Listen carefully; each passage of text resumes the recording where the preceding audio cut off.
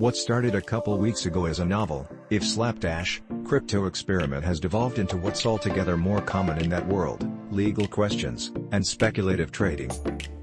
In a 5-day stretch earlier in mid-November, an internet collective called Constitution DAO crowdfunded close to $47 million in Ether, a popular cryptocurrency, through a campaign carried out over social media. The group quickly became the most prominent example of a so-called decentralized autonomous organization, which is essentially a co-op that governs itself using votes tallied through blockchain technology. Someone wishing to join a DAO pays for a token. The more tokens you own, the more votes you get. In the case of Constitution DAO, $4,000 in Ether purchased 1 million tokens.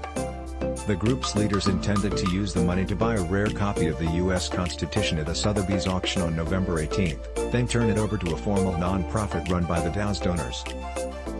Fueling their push was an enjoyable enough historical parallel: a group of ordinary people coming together to upend a traditionalist institution. But the collective didn't prevail at auction. The document instead went to billionaire Ken Griffin, leaving Constitution DAO wondering what to do next. That's when things went topsy-turvy. At first, the DAO's leaders considered keeping the group together and going after some other item.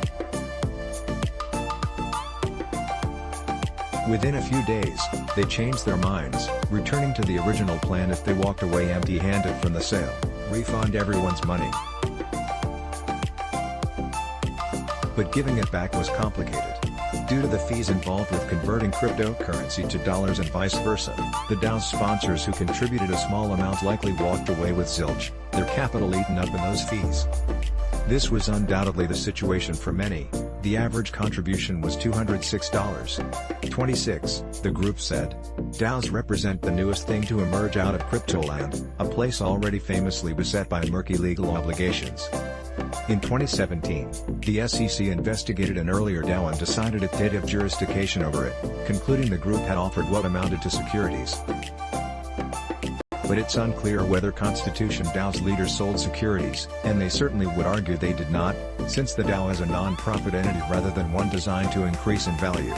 More complicatedly, they have also insisted the purchased tokens represented merely an ability to govern the group, not fractional ownership. By contrast, the DAO investigated by the SEC made no such claims.